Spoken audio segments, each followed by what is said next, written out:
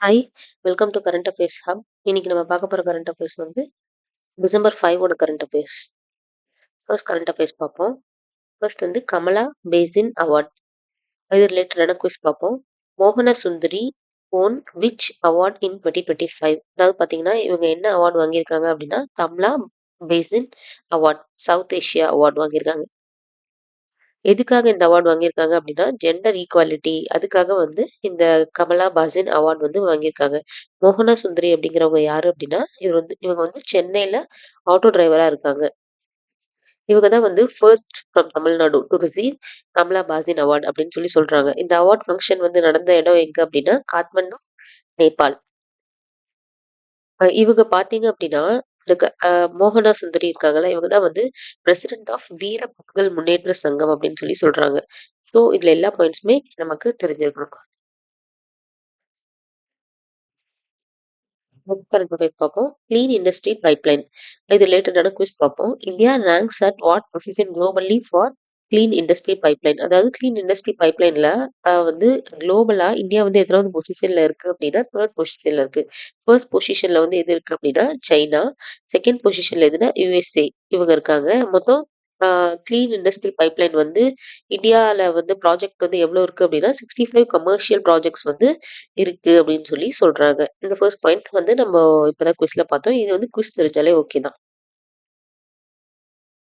Next current affairs வந்து ஃபியூஜிவாரா effect. ரொம்ப ரொம்ப இம்பார்ட்டன்டான current affairs. Fujiwhara effect usually occurs when 2 cyclones are within. அதாவது பார்த்தீங்கன்னா 2 சைக்ளோன்ஸ் வந்து எவ்வளோ கிலோமீட்டர்ஸ் டிஸ்டன்ஸ்ல இருந்தா இந்த ஃபியூஜிவாரா எஃபெக்ட் வந்து அக்கர் ஆகும் அப்படின்னா 1400 கிலோமீட்டர்ஸ் டிஸ்டன்ஸ்ல இருந்தா இந்த ஃபியூஜிவாரா எஃபெக்ட் வந்து அக்கர் ஆகும் அப்படின்னு சொல்லி சொல்றாங்க.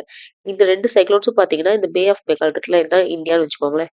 இந்த பே ஆஃப் பெங்கால்ல வந்து ஃபார்ம் ஆகுது அப்படின்னா, இந்த 2 சைக்ளோன்ஸும் பார்த்தீங்கன்னா, இப்படி ஒரே சைட் சுத்திட்டு இருக்கும். Maybe in clockwise or in anti clockwise.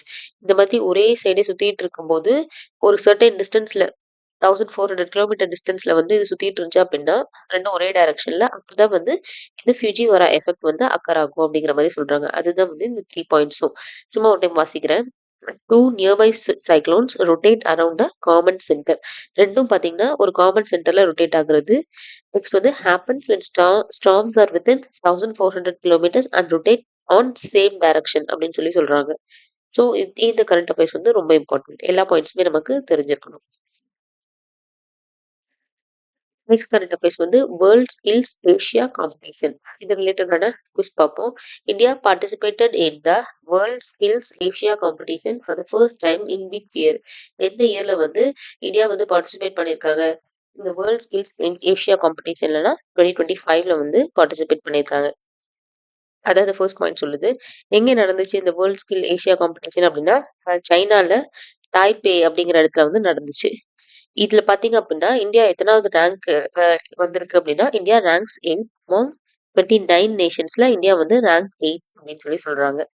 மொத்தம் எத்தனை மெடல்ஸ் வாங்கியிருக்காங்க அப்படின்னா, இந்த வேர்ல்ட் ஸ்கில்ஸ் ஏஷியா காம்படிஷன்லனா 1 silver, 2 bronze, 3 medallions for excellence வந்து வாங்கியிருக்காங்க. இது எல்லாமே நமக்கு தெரிஞ்சிருக்கும். ரொம்ப இம்பார்ட்டன்ட் இதெல்லாம். இந்த வேர்ல்ட் ஸ்கில்ஸ் ஏஷியா காம்படிஷன் இருக்குல்ல, அவங்களோட ஃபோக்கஸ் என்ன அப்படின்னா, ப்ரமோட் டிவிஇடி ஸ்கில்ஸ் அக்ராஸ் ஏஷியா. அதாவது டெக்னிக்கல் அண்ட் ஒகேஷனல் எஜுகேஷனல் ட்ரைனிங்னு சொல்லுவோம்ல, டிவிஇடி தான். அது வந்து ப்ரமோட் பண்றதுக்கு தான் வந்து இந்த வேர்ல்டு ஸ்கில் ஏஷியா காம்படிஷன் வந்து கண்டக்ட் பண்ணியிருக்காங்க அப்படிங்கிற மாதிரி சொல்லியிருக்காங்க. ஸோ இதுலயும் நமக்கு எல்லா பாயிண்ட்ஸுமே தெரிஞ்சிருக்கணும். நெக்ஸ்ட் கரண்ட் அஃபேர்ஸ் வந்து ஜியோகிராபிக்கல் இண்டிகேஷன் டேக். இது ரிலேட்டடான குவிஸ் பார்ப்போம். Which two products from Arunachal Pradesh receive GI tag in November 2025. அதாவது பார்த்தீங்க இந்த 2 ப்ராடக்ட் வந்து அருணாச்சல் பிரதேஷ்ல ஜிஐ டேக் வந்து நவம்பர் 2025ல வாங்குச்சு அப்படின்னா, டாவ் பிளேட் அண்ட் யாக் சர்பி இந்த 2 ப்ராடக்ட்டும் தான் வந்து பார்த்தீங்கன்னா, ஜியோகிராபிக்கல் இண்டிகேஷன் டேக் வாங்கியிருக்குன்னு சொல்லி சொல்றாங்க. ஆ மொத்தம் அதான் இது ஃபர்ஸ்ட் 2 பாயிண்ட்ஸும். மொத்தம் எத்தன ஜியோகிராபிக்கல் இண்டிகேஷன் கவுண்ட் வந்து அருணாச்சல் பிரதேஷ்ல இருக்கு அப்டின்னா, 20 ஜியோகிராபிக்கல் இண்டிகேஷன்னு சொல்லி சொல்றாங்க. டாவோ பிளேட் அப்டின்னா ஒண்ணும் இல்ல. நம்ம இந்த அருவாள் மாதிரி இருக்கும்ல, ஆ அதுதான் வந்து பிளேட், டாவோ பிளேட்ன்னு சொல்லி சொல்லலாம். யாக் சர்பி அப்டின்னா ஒண்ணும் இல்ல. நம்ம இந்த மில்க் ப்ராடக்ட்ஸ் இருக்குல்ல, சீஸ் வந்து கட்ட கட்டமா இருக்கும்ல, அதுதான் வந்து இந்த யாக் சர்பி. டெய்ரி மில்க் ப்ராடக்ட்ஸ்ன்னு சொல்லலாம். இது வந்து ஒரு பிளேட்ன்னு சொல்லி சொல்லலாம். இது 2 ப்ராடக்ட்டும் தான் வந்து பார்த்தீங்க அப்படின்னா, ஜிஐ டேக் வாங்கியிருக்கு. இன்னொரு கொஸ்டின் ஒண்ணு கேட்கிறேன் நானு. என்ன அப்படின்னா, ஜியோகிராபிக்கல் இண்டிகேஷன் டேக் வந்து அதிகமா வாங்குன ஸ்டேட் எது? அப்படின்னு சொல்லிட்டு எனக்கு நீங்க கமெண்ட்ல சொல்லுங்க. நெக்ஸ்ட் கரண்ட் அஃபேர்ஸ் வந்து நீல்கிரிஸ் தார். இது ரிலேட்டடான குவிஸ் பார்ப்போம். Where will the Nilgiri star interpretation centre be established? எங்க வந்து அந்த சென்டர் எஸ்டாப்ளிஷ் பண்ணலாம்னு இருக்காங்கன்னா, காந்திபுரம், கோயம்புத்தூர்ல. அதுதான் இந்த ஃபர்ஸ்ட் பாயிண்ட் வந்து சொல்றாங்க. சர்வே படி 2024ல பார்த்தீங்க அப்படின்னா, எவ்வளோ தார் இருக்குன்னு சொல்லியிருக்காங்க. நீல்கிரிஸ் தார்னா ஒண்ணும் இல்ல. ஒரு ஆடு மலையில இருக்க ஒரு ஆடு வகைன்னு சொல்லலாம்.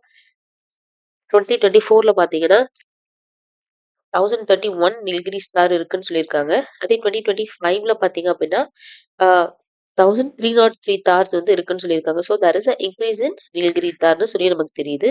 சர்வே பார்த்தீங்க அப்படின்னா, மொத்தம் 14 ஹேபிடேட்ஸ்லயும் நெக்ஸ்ட் வந்து 175 லொகேஷன்ஸ்லயும் வந்து சர்வே கண்டக்ட் பண்ணியிருக்காங்க.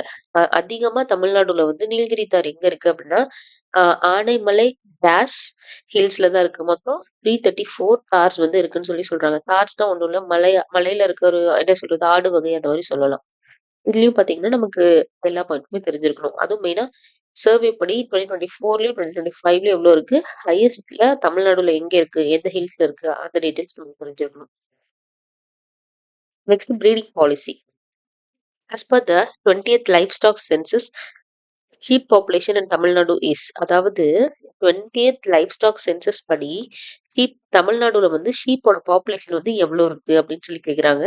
எவ்வளோ அப்படின்னா 45 lakhs இருக்குன்னு சொல்லி சொல்றாங்க. அதாவது தமிழ்நாடு பார்த்தீங்க அப்படின்னா TN goat and sheep breeding policy வந்து ரிலீஸ் பண்ணியிருக்காங்க. எதுக்கு? இவங்களோட ஃபோக்கஸ் என்ன அப்படின்னா, கோட்டுக்கு வந்து ஓப்பன் நியூக்ளியஸ் ப்ரீடிங் வந்து கண்டக்ட் பண்றதாவும், ஷீப்க்கு வந்து செலக்டிவ் ப்ரீடிங் வந்து பண்றதாவும் வந்து அதுதான் வந்து இந்த கோட் அண்ட் ஷீப் ப்ரீடிங் பாலிசியோட ஃபோக்கஸ் அப்படின்னு சொல்லி சொல்றாங்க. எதுக்காக இந்த open nucleus breeding and selective breeding பண்ணணும் அப்படின்னா, நம்ம என்ன சொல்றது? அந்த இனத்த வந்து பாதுகாக்கிறதுக்காக, இல்ல அப்டின்னா வந்து என்ன சொல்றது? புரொடக்ஷன வந்து பூஸ்ட் பண்றதுக்காக. அதுக்கு தான் வந்து இந்த ஓப்பன் நியூக்ளியஸ் ப்ரீடிங்கும், செலக்டிவ் ப்ரீடிங்கும் பண்றாங்க. இந்த பாலிசி பண்ணிட்டு சொல்லியிருக்காங்க. Production boost and local breeding conservation பாதுகாக்கிறதுக்காக. அதாவது இந்த கோட்டையும், ஷீப்பையும் வந்து பாதுகாக்கிறதுக்காக, அந்த இனத்த பாதுகாக்கிறதுக்காகன்னு சொல்லலாம். இந்த சென்சஸ் பார்த்தீங்கன்னா, 20th சென்சஸ் வந்து கண்டக்ட் பண்ணியிருக்காங்க. இதுல பார்த்தீங்கன்னா, ஷீப் வந்து 45 லேக்ஸ் இருக்கு. கோட் வந்து 98 லேக்ஸ் இருக்கு அப்படின்னு சொல்லி சொல்லியிருக்காங்க. இதுலயும் பார்த்தீங்கன்னா, நமக்கு எல்லா பாயிண்ட்ஸுமே தெரிஞ்சிருக்கணும். ஹம் இது ரிலேட்டடான 2 குயிஸ் பார்ப்போம். Arunachal Pradesh yak churpi received a geographical indication tag in 2025. It is அது என்னது? இந்த யாக் சர்பி அப்படின்னா என்ன அப்படின்னு சொல்லிட்டு கமெண்ட்ல சொல்லுங்க. நெக்ஸ்ட் கொஸ்டின் வந்து மோகனா Sundari from Chennai receive the Kamla Bhasin award South Asia 2025 for, எதுக்காக வந்து இவங்க இந்த அவார்ட் வாங்கியிருக்காங்க அப்படின்னு சொல்லிட்டு கமெண்ட்ல சொல்லுங்க. Stay consistent and stay confident. By.